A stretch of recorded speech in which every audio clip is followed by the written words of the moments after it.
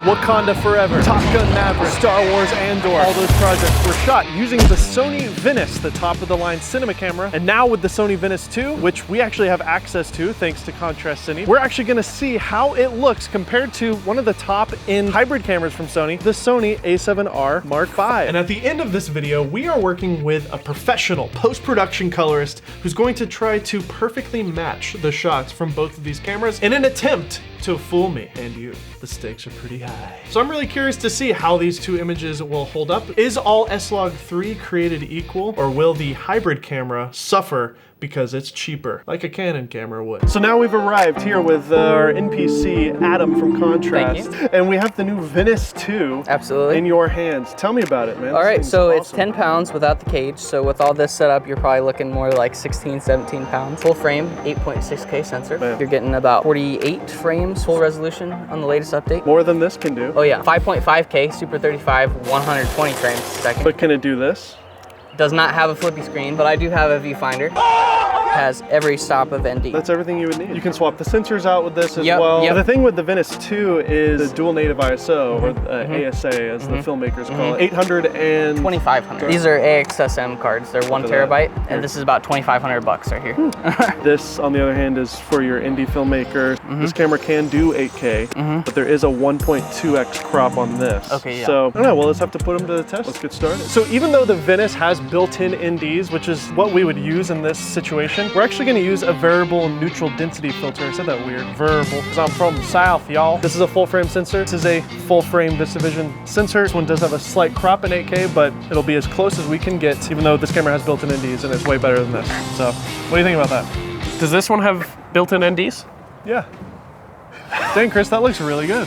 Cute. It's like you know what the heck you're doing. I try. It helps when your model is CC or whatever you want. She's got healing. That's what makes it bad. Heel, yeah. Shall it, we right? use this small camera now? I guess so. Size may not mean all in this situation. Turned off? Yep. Nope. Actually, I don't know how to turn off this camera. Me neither. Oh, how about the power switch? Maybe you think that's it? This is why I have ACs. Okay, so we're shooting 400 megabits, 420, 10-bit, 8K on this camera. Well, good. Now everyone knows how cool you are. Everybody needs a little yo in their life. Yo, yo, baby. All right, so same thing. Look directly into the lens. And now look at Dave. All right, stop looking at him. I'm sorry. Yeah, that's enough.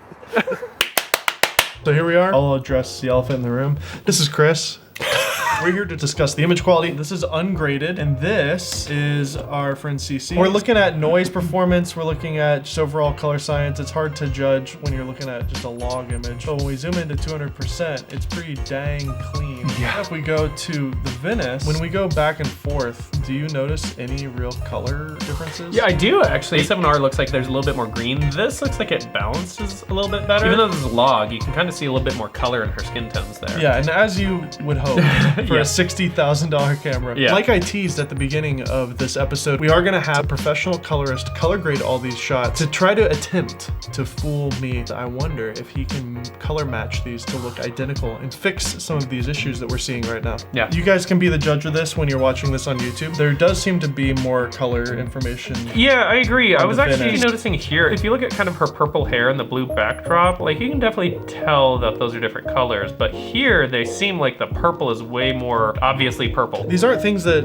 a professional colorist can't fix, too. Right, right. So I am curious to see what he does. Straight out of the box, I do think so far the VENICE is certainly looking better, but I mean, we are also filmmakers here. Like, Right. You show this to your normal person and they'd be like, huh? This is our low light test. This is starting with the a7R5. Rolling again, but feel free to talk. Just don't come in here. What are we looking at? I don't. ISO 2000. I was gonna say, this is all incredibly clean. I don't see any noise. Yeah, I see no noise. I'm seeing like, see, I was gonna say, there's a little bit of noise. There's a little bit of noise there. And we're looking at a log image, which in theory should have more noise. Yeah. Because when you crush the blacks, it would. Well, although I guess when you add contrast, 16,000 though. 25,600. So very impressive for an 8K You're right. camera. Usually the higher the megapixels, the worse the noise is. The lower the megapixels, the larger the photodiodes can be, which means they soak up more light. That's why the A7S III and the FX3 are both 12 megapixels. This is the second base ISO on the Venice, and it's already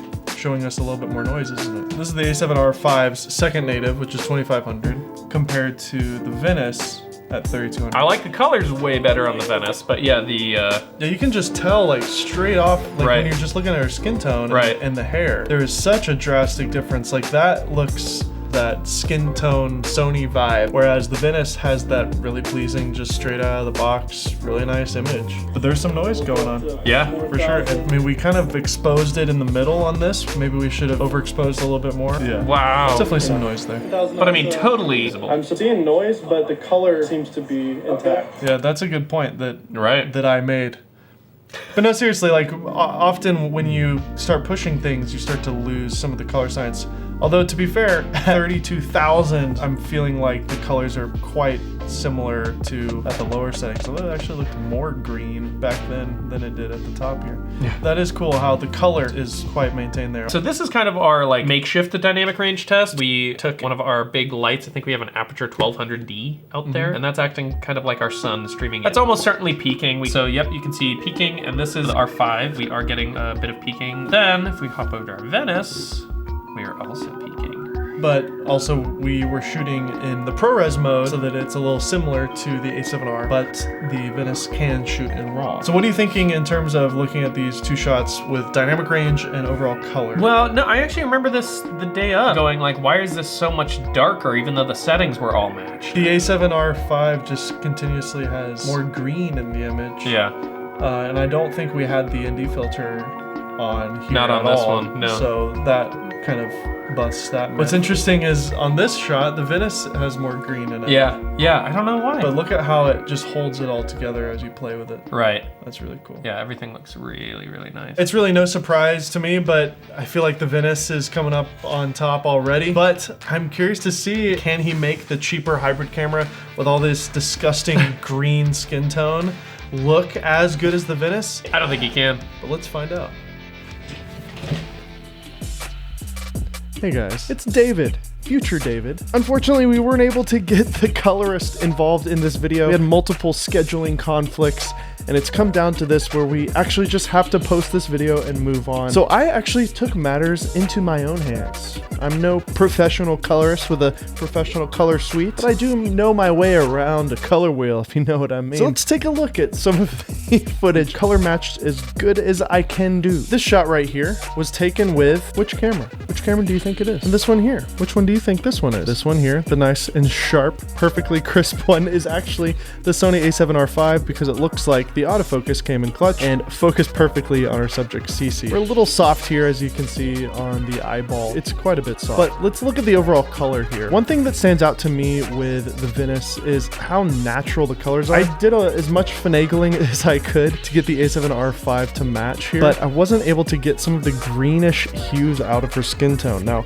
again, maybe a professional could match this better, but I'm just doing the best I can with Final Cut's color wheels. And if I zoom in to 200% on this 8K timeline, you can see how ridiculously sharp the eyeball and eyelashes are. You could just see all the pores, all the crazy details of this. But what I'm really impressed with is honestly the overall color science. The Venice just does not have that traditional greenish Sony look. It just looks very pleasing straight out of the camera with this particular image. Let's move on to the next shot here. This one here versus this one here. We were trying to show a little bit of a dynamic range here with the sky in the background and CC in the foreground here. For this shot, I find the a7R5 giving me the most natural image straight out of the camera. Whereas with the Venice, I have a bit of a greenish hue. But let's take a look at how much range we could play here with. I'm gonna pull the Venice down all the way and you can see the sky starting to come in. But once you kind of finagle that, you can see how much range both of these cameras have. And it was a rather flat kind of cloudy day. But again, both images look great. I think the a7R5 actually has a more pleasing image. But again, we're talking about a $60,000 camera. I'm sure many of you in the comments are screaming at me now. And then for our last shot, shot, we're comparing the a7R5 here with the Venice, and this one is really fascinating to me. I found the a7R5 shot to again look very pleasing straight out of the camera. If I zoom into 100% and the subjects aren't moving, you can just see how much detail and resolution is being captured with the a7R5. It looks very sharp, very clean. Overall, the color looks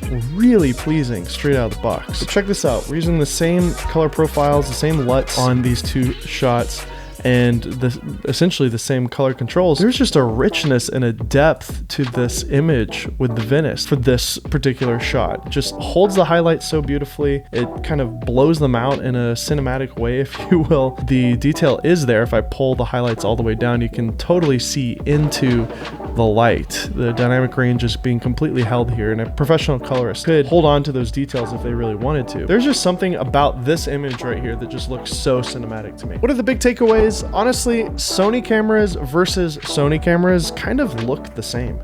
Oh my gosh. That's not allergies, that's a bloody nose. Crap. Why do I have a bloody nose right now? The results are quite similar. In fact, they're shockingly similar, and if this was taken in a professional's hands, I believe you could match these almost identically. One thing I'm noticing straight out of the box is the a7R5, the mirrorless camera, does have a little bit more of that greenish hue and a little bit less of that richness, which is to be expected. We're not getting a 444. Holy crap, my nose is bleeding like crazy. I'm gonna try to finish. Which is to be expected. The $60,000 Venice has that 444 raw video recording. The a7R5 just doesn't have that type of depth or richness to it. And you're really seeing it here with these two shots. There's just a richness to the color that's going on between the Venice and the a7R5. But again, take this with a grain of salt because I am no professional colorist. Let me know what your thoughts are comparing the a7R5 to the Venice. Are we crazy for even having that as a question? Could you use an a7R5 as a B camera to a Venice on a certain production? Probably. I think you could actually get away with it pretty well. Let us know in the comment section down below. And make sure to subscribe to Soundstripe. Do you get more powerful dad jokes the more kids you have? My power is unmatched! See you later. Let's touch furries. No, I don't like this. I don't like Send this. memo to HR. Launch an inquisition into Dave Altizer. Fire both of them. What do you mean both of them?